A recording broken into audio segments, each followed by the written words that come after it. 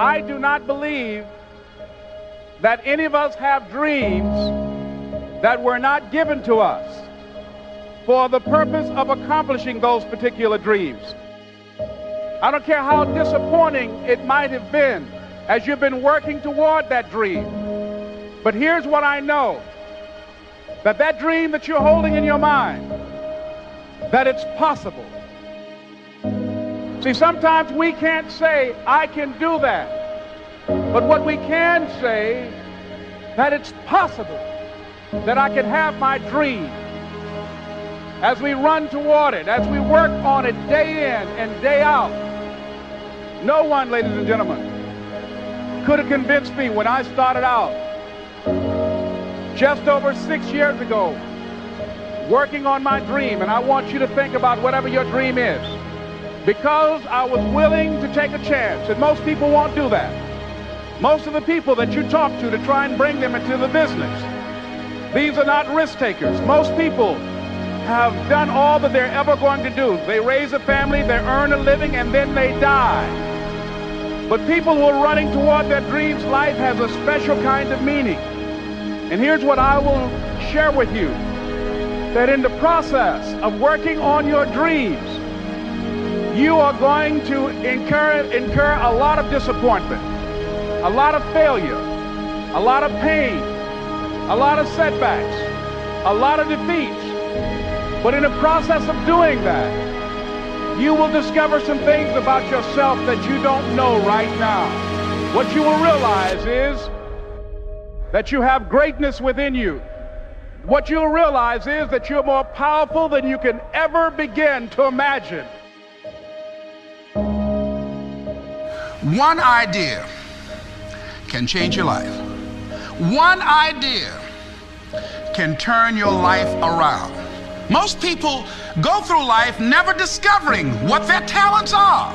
Most people never develop their talents. They have skills and abilities, but if you don't nurture them, if you don't develop them, they will never serve you. Your gifts can take you many places.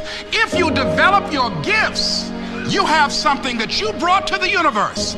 And that if you decide that my life deserves my developing this, what I do well, and becoming the best at it, and mastering myself, and seeing what I have within me, if you decide to drop your buckets where you are and develop your gifts, I grant you, you'll never ever be without. I grant you that your gifts will take you places that will literally amaze you. And ladies and gentlemen, I started working on my dream, and most people don't work on their dreams. Why? For many years I didn't. One is because of fear, the fear of failure. What if things don't work out? And the fear of success. What if they do and I can't handle it? The other thing is that most people, ladies and gentlemen, they get comfortable. They stop growing, they stop working on themselves, they stop stretching, they stop pushing themselves, and they end up becoming very cynical about life, and they throw in the towel on themselves, and on their families, and on their dreams.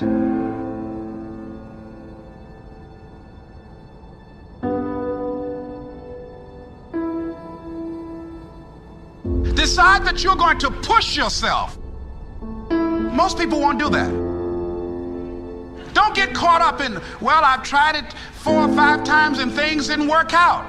If there's something that you want and you're hungry for it, you've got to do whatever is necessary until. And when you give the best you can and that's not enough, you must do what is required. And don't give up on yourself. Don't throw the towel in so quickly.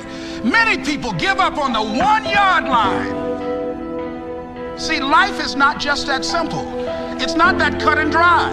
And that's why most people never realize their personal greatness, because they're casual about life. And when you're casual about life, you will end up a casualty. But not only is it important that you believe and begin to know that it's possible for you to live your dream as you run toward it, but I've done something that I want to share with you called Choosing Your Future. In fact, I've developed a set of tapes talking about how to begin to create your own reality by choosing your future. And not only is it important for you to know it's possible for you to choose your future, but it's necessary that you work on yourself, that you develop yourself.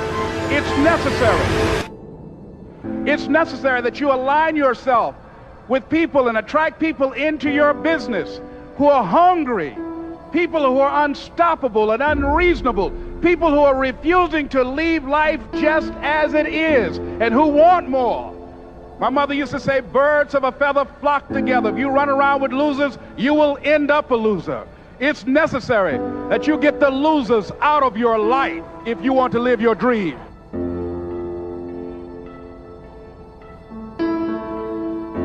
But imagine, if you will, being on your deathbed and standing around your bed, the dreams given to you by life, the ideas that you never acted on, the talents, the gifts, the abilities that you never used. And there they are, standing around your bed, looking at you with large, angry eyes, saying, we came to you, and only you could have given us life.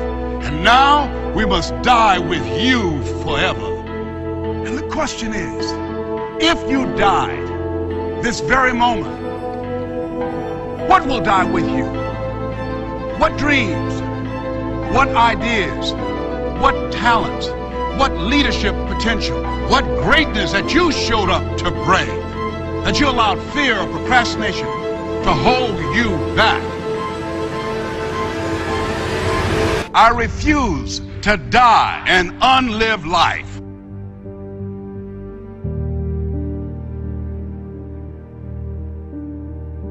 It's not easy. It's hard changing your life. It was hard when just over 3 years ago in the Penobscot building in Detroit, Michigan, where I was operating my business, and I fell on some hard times, and I was sleeping in my office. It was hard coming into the lobby, and the security said, excuse me, Mr. Brown, can we see you for a moment? And I said, yes. And I walked up to the counter, and he gave me an envelope. And he said, would you mind reading it here? And I opened the envelope, and the envelope was from management that said, this is an office tower. It's not a hotel. Please do not sleep in your office. And I said, excuse me, sir. I said, I just work long hours in creating my business. I'm an entrepreneur. And right now, things are bad for me. But they're not going to be this way always. And I just asked for the opportunity to continue to operate like I'm doing. I'm not trying to make this my home. And it was hard coming through the lobby. And sometimes they would laugh. There's a guy talking about becoming successful. And look at him. He's bathing in the bathroom upstairs on the 21st floor. He sleeps on the floor. Him and 2 other dreamers up there. Look at him. It was hard, ladies and gentlemen, coming to speak to people. And I was facing financial difficulties in my own life. I was behind on my bills and my dreams, and I'm saying to them, you can live your dream. It was hard, ladies and gentlemen. It was very difficult to pick myself up each day believing that I could do it. There were times that I doubted myself. I said, God, why is this happening to me? I'm just trying to take care of my children and my mother. I'm not trying to steal or rob from anybody. Why did this have to happen to me?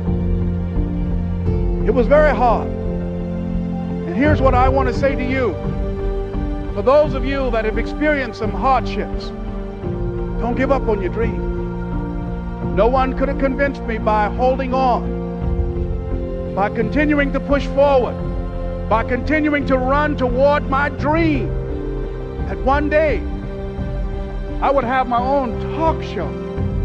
It's a long shot, ladies and gentlemen, from Liberty City, an abandoned building on a floor, never knowing my mother or father. It's a long shot. Being here with you today in this dome in Atlanta, it's a long shot. No college training, labeled educable, mentally retarded, but I kept running toward my dream. It's very important for you to believe that you are the one. Write down at least 5 reasons on why you deserve your dream, on why you won't give up, what's going to make you unstoppable. Why you must be unreasonable? Because logical, practical thinking says you can't do it today. But if you want to produce unreasonable results in your life, like living your dream and taking charge of your destiny, you've got to be an unreasonable person. You've got to be an uncommon person.